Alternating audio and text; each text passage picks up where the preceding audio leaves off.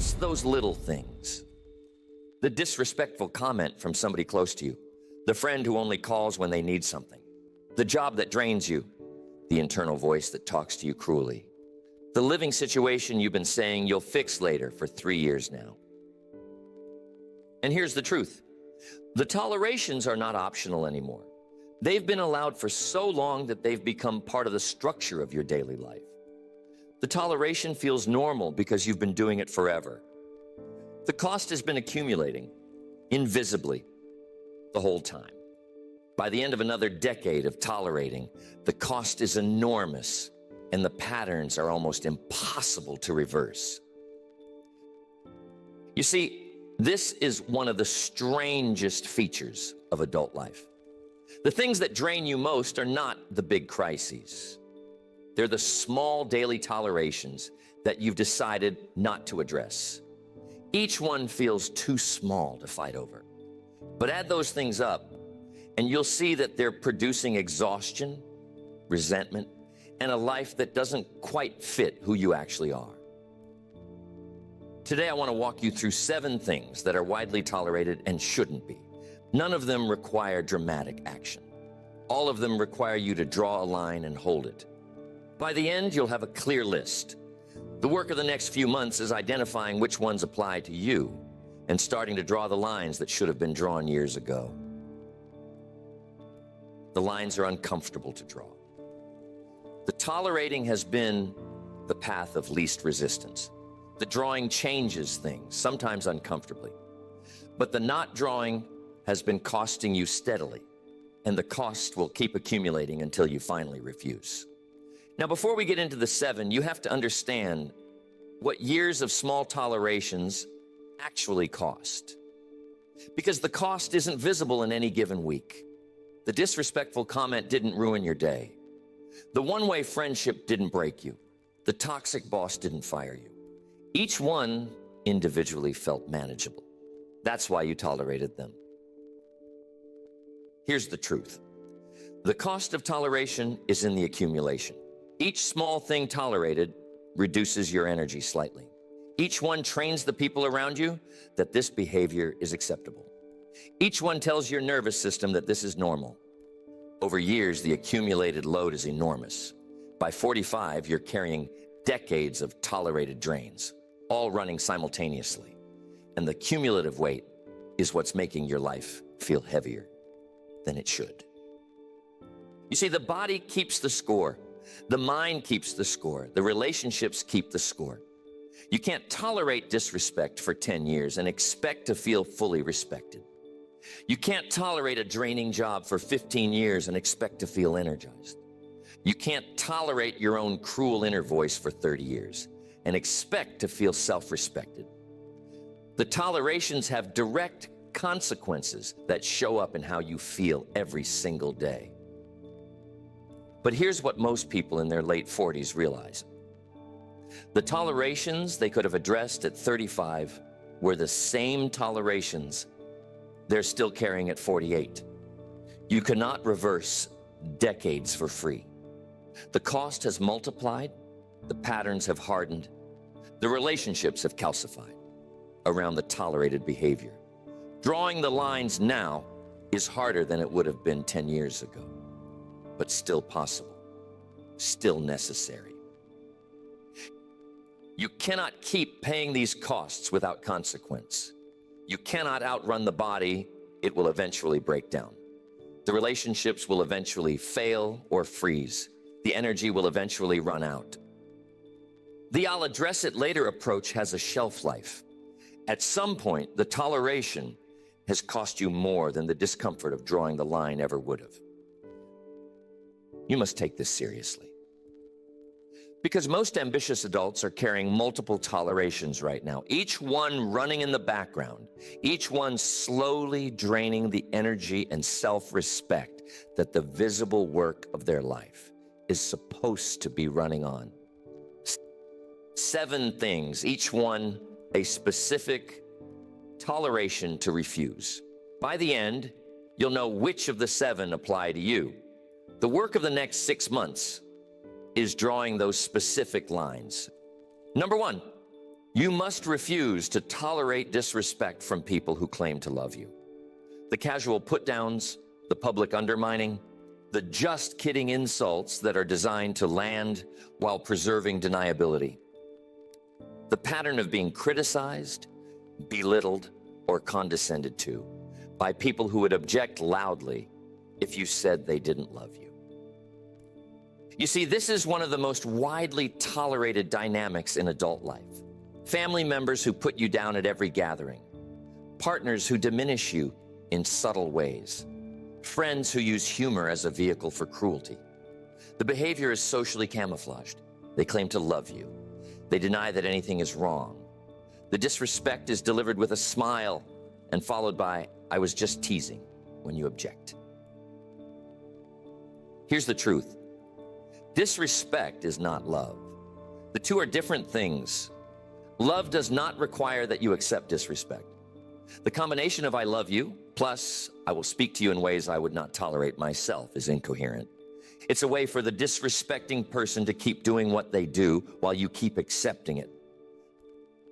The fix is to draw the line, specifically and clearly. The next time the disrespectful comment lands, you address it, not with anger, with clarity. Something like, "That comment wasn't okay with me," or "I'm not going to be spoken to that way." The phrasing varies. The move is consistent. The disrespect gets named in real time the moment it happens. What you'll find is that some people adjust immediately. They didn't realize how their patterns were landing. The naming wakes them up, and the behavior shifts. Those are the relationships worth keeping. Other people will resist, deny, get angry that you're making a big deal of something they consider normal. Those are the relationships that have been costing you, and the resistance is the proof. The relationships that survive your refusing to tolerate disrespect are the ones that were always real. The ones that don't survive were always built on your acceptance of behavior that should never have been accepted. Both outcomes are useful. The first lets you continue with a relationship that is improved. The second clears space for relationships that don't require you to accept being disrespected as the price of admission. Refuse the disrespect, starting with the next instance. Whenever it arises, the pattern shifts from there. Next. Refuse to tolerate being talked over and interrupted in your conversations. The pattern of having your contributions cut off, ignored, or appropriated by louder people. It's so common that most people don't even notice it happening to them. They've trained themselves to give way, to defer, to let the louder voice win. You see, this is one of the most subtle drains on adult life. Every time you start a thought and somebody talks over you, your nervous system registers the interruption. Every time you make a point and somebody else picks it up and presents it as their own, you absorb a small hit of disrespect. Over thousands of conversations, the accumulated effect is substantial. You become quieter, you contribute less. You start to assume your thoughts are less interesting than the louder voices around you. Here's the truth. The loud people are not more intelligent than you. They are not more right. They have just learned to take more conversational space than is theirs, and most people around them defer to it. The deference is the variable. Once you stop deferring, the dynamic changes. The fix is to install a small set of phrases that you use in the moment when somebody interrupts you. Phrases like, "Hold on, I wasn't finished," or "Let me complete that thought," or "You cut me off there, I'd like to finish." The phrasing varies, the move is the same.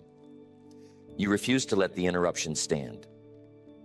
The first few times you do this, it will feel uncomfortable. The interrupter will be surprised. The room might get briefly tense.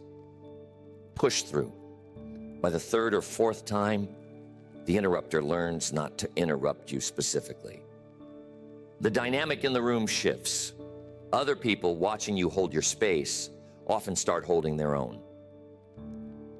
And once your conversational space is protected, the quality of conversation you have access to changes. The thoughts you actually wanted to express get expressed. The contributions you actually wanted to make get heard. The version of you that shows up in groups is no longer the diminished version that's been managing around louder voices for years. The real version arrives. The conversations get better. The relationships built on those conversations get deeper because the actual you is finally in the room. Next, you got to refuse to tolerate the one-way relationships that have been disguised as friendships or family connections for years. The people who only contact you when they need something. The people who use you as a resource without ever reciprocating. The pattern of being a steady giver to people who never become steady givers in return. You see, most adults are carrying several of these. The friend who calls when she needs to vent for an hour, then disappears until the next venting session. The family member who reaches out around the holidays asking for money. The colleague who messages you when they need help on a project but never asks how you're doing. The pattern is consistent. They appear when they need something. They vanish when they don't. Here's the truth. Those are not friendships. They are extractive relationships disguised as connections. A real relationship has reciprocity. The energy flows in both directions. The interest in your life is genuine. The contact is not transactional. The one-way relationship has none of those qualities. It just looks like a relationship from the outside because the contact is regular and the language is friendly. The fix is to test the relationship deliberately. The next time the one-way friend or family member appears with a request, you respond honestly, not punishingly, honestly. You can say, I'd be happy to help, but I've noticed we mostly only talk when you need something. I'd love to be in better contact when there's no agenda too. The phrasing varies. The move is the same. You name the pattern. You ask for reciprocity. Some will be defensive and disappear. That's information. The relationship was never reciprocal. They were getting one-way value. And when one-way value stopped being available, they had no use for the connection. That outcome is useful. It clears space in your life for reciprocal relationships that have been getting starved of attention while you've been feeding the one-way ones. Others will hear what you said, feel uncomfortable, and actually adjust. They'll start checking in without an agenda. They'll show interest in your life. They'll reciprocate. Those relationships transform. They become the real friendships they had the potential to be once the one-way pattern was named and changed. Refuse the one-way relationships, starting with the next instance. The energy you save becomes available for the real ones. Next, you have to refuse to tolerate a work environment that drains you systematically. The toxic boss, the dysfunctional culture, the role that doesn't fit, the job that's killing your energy a little more every year. The arrangement that you keep saying you'll leave, but somehow you never quite leave. You see, the draining job toleration is one of the most expensive in adult life. The job eats your weekday hours. It shapes your evening energy. It affects your health, your relationships, your sense of self. A job that's draining is taking from you every single day in ways the rest of your life cannot compensate for. The cost compounds year after year. By 45, a decade of tolerating a draining job has produced effects that are hard to undo. Let me tell you about a man I once knew. He was in his early 40s when we met. By every external measure, he had a good job, decent salary, established company, recognizable title. He had also, by his own honest admission, been miserable in the job for years. The manager was bad. The culture was toxic. The role didn't fit who he actually was. He came home drained every night. His health was declining. His relationships were frayed because there was nothing left of him by the time the workday ended. He kept saying he'd leave. He'd been saying it for years. The reasons for not leaving were always reasonable. The money was decent. Finding a new job felt risky. The timing was never right. The kids were in school. The mortgage was a real consideration. Each reason by itself made sense. Together, they had kept him in the same job for almost a decade while the cost accumulated. A friend asked him a question one night. The question was simple. The friend said, "Would you advise your son to stay in a job like this? If your son came to you describing the same situation you're in, what would you tell him?" The man was quiet for a long time. The answer was obvious and instant. He would tell his son to leave immediately. He would tell his son that no amount of money was worth what the job was doing to him. He would tell his son that the reasons for staying were excuses, dressed up as practicality. The advice he would have given his son was advice he had been refusing to take himself for years. The recognition was uncomfortable. It also made the decision suddenly clear. The reasons that had felt compelling lost their grip the moment he asked the question from outside himself. He quit within 2 weeks. There was no detailed plan. There was a small savings cushion. There was a vague sense that he'd figure out the next step. The job ended. Every single day, the drain ended with it. From that point on, within 6 months, the difference was unrecognizable.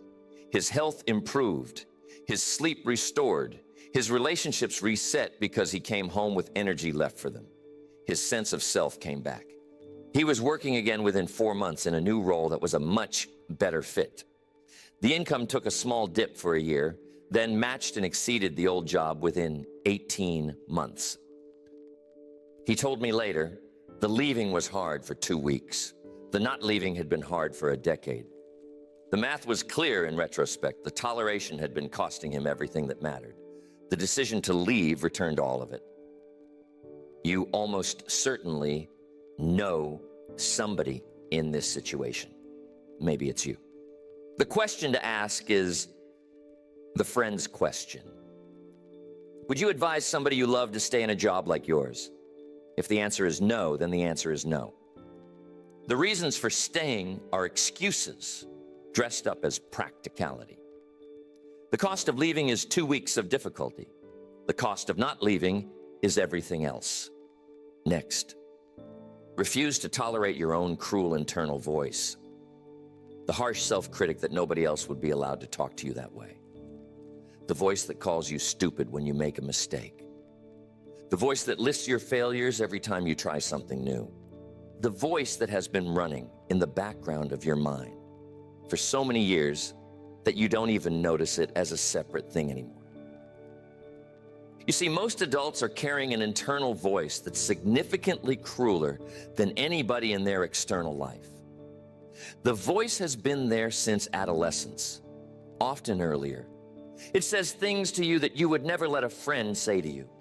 It speaks in the language of contempt and disappointment, often masquerading as motivation or self-improvement. The voice is not your conscience.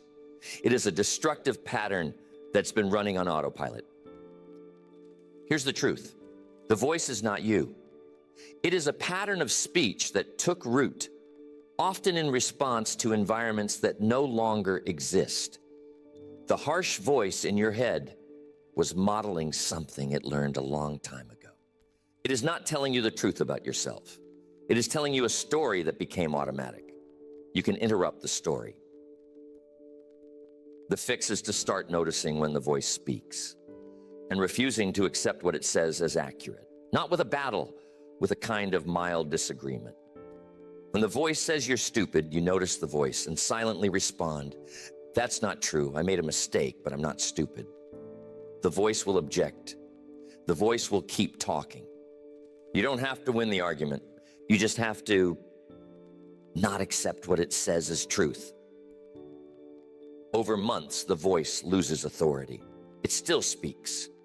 You stop listening as if it knew anything. It becomes background noise, then quieter background noise, then mostly silent. You cannot have both. The mental space that was occupied by ongoing self-criticism becomes available for actual thinking, actual feeling, actual living. The change is slow. The cumulative effect is enormous. By the end of a year of refusing the cruel voice's words, the mental landscape inside your head is dramatically different. You have access to thoughts the voice used to drown out. You have energy the voice used to eat. You have a sense of self the voice used to undermine. All of it returns when the voice stops being treated as authoritative. Next, you got to refuse to tolerate the living situation you've been saying you'll fix later for years. The apartment that's not right, the city you've outgrown, the arrangement with a partner that is needed to change, the neighborhood that doesn't fit who you've become, the for now that has become permanent. You see, the I'll fix it later pattern is one of the most insidious in adult life. Each individual reason for not fixing it now makes sense. The lease isn't up. The market isn't right. The partner needs more time. The savings aren't quite there. Each reason looked at alone sounds reasonable. The pattern of reasons looked at across years reveals something different. The reasons keep changing. The situation doesn't change. The years pass. Here's the truth. The for now living situation is your actual life. Whatever you're tolerating right now is what's happening, day after day, year after year. The future fix that you're planning is not your life. It's a fantasy you tell yourself to justify the toleration. The actual life is the one you're living, and the one you're living is the one you've been saying you'd fix any day now. The fix is to set a specific date by which the change happens. Not vague, specific. A calendar date no more than 6 months out by which the living situation will be different. Then you work backward from that date and figure out what has to happen in the intervening months to make the change real. The deadline forces action. The deadline is the variable. Without a deadline, the situation persists indefinitely. With a deadline, the planning becomes concrete. The decisions get made. The steps get taken. The 6 months pass either way.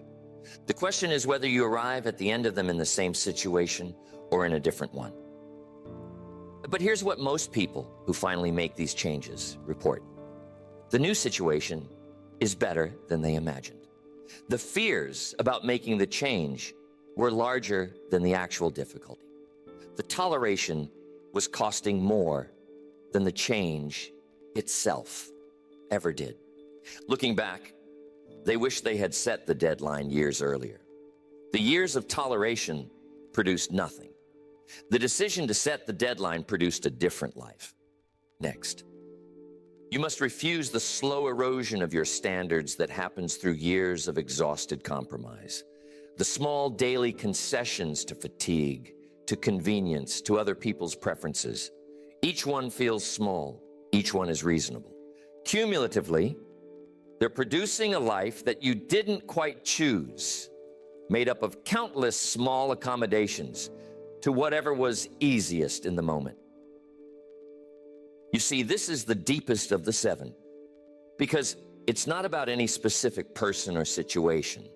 It's about the pattern of giving up your standards a little at a time, over decades, until the standards are barely visible anymore.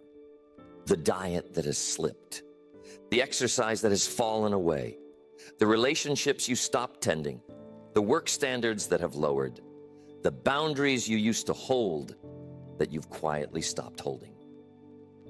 Here's the truth. The erosion is invisible day to day, dramatic across years. You don't notice yourself becoming less disciplined, less assertive, less alive. You just notice at 50 that something has been lost, and you can't quite identify when it happened. It happened in 1,000 small moments where exhaustion or convenience won. and you gave up a small piece of your standards because right then it was easier. The fix is to identify the specific standards that have eroded and to reinstall them deliberately, not all at once, one at a time. The diet standard, the fitness standard, the work quality standard, the relationship standard, the morning routine standard. Whatever has slipped, you pick one and you raise it back to where it used to be or higher than it ever was. And you refuse, going forward, to let exhausted compromise be a reason to lower the standard. The standard runs through bad days, tired days, busy days, hard days. The standard is what runs when motivation isn't there. The compromise that used to win doesn't win anymore. The standard wins daily, regardless of how tired you feel. Over a year of running this, the erosion reverses, the standards rebuild. The version of you that the erosion was producing gives way to the version that the rising standards produce. The life starts to feel like yours again. The accommodations that had quietly shaped your existence get pushed back against, one decision at a time, until the existence is yours and not somebody else's, or the sum of nobody's deliberate choice. So here's what you must do, starting tonight. Pick the 3 tolerations from the list of 7 that hit hardest. The ones that, when you heard them, you knew immediately applied to you. Those 3. Not all 7. Start with 3. The other 4 can wait. For each of the 3, identify the specific behavior or situation you've been tolerating. You must be specific. Not my marriage, but the way my partner talks to me in front of our friends. Not my job, but the meetings on Monday mornings that produce nothing and drain me for the rest of the day. The specificity is what makes the refusal possible. Vague tolerations cannot be refused. Specific ones can. Then, for each specific toleration, decide what the refusal looks like. The phrase you'll use in the moment of disrespect. The conversation you'll have with the one-way friend. The deadline you'll set for leaving the job. The internal response you'll deploy when the cruel voice speaks. The specific action that constitutes the refusal. And then, starting with the next instance of each toleration, you refuse. Not aggressively, not dramatically, just clearly. You name the behavior. You decline to accept it. You hold the line, even when the other person resists, even when your own nervous system says it's easier to let it pass. Here's the truth. The toleration is not the path of peace. The toleration is the path of slow erosion. The refusal looks like conflict in the short term. It is actually the path that produces peace eventually, because the things that have been draining you start to either change or fall away. Either outcome is better than the toleration. The relationships that survive your refusal are the ones that were ever going to be real. The job that survives your refusal is the one that was ever worth keeping. The version of yourself that survives the refusal is the version that was supposed to exist all along, that has been buried under the accumulated weight of small tolerations. You have to make 3 refusals, specific. The work of the next 6 months is holding those lines. By the end of 6 months, your life is meaningfully different. 3 things you used to tolerate have either changed or left your life. The energy you used to give to tolerating them is back and available for the things you actually care about. Listen, here is what I want you to carry with you. 7 things you've been tolerating that you don't have to keep tolerating. Disrespect from people who claim to love you. Being talked over in conversations. One-way relationships disguised as friendships. Draining work environments. Your own cruel internal voice. Living situations you've been saying you'll fix later.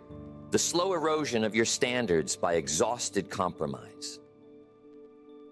You must pick 3, the 3 that hit hardest. You must identify what specifically you've been tolerating.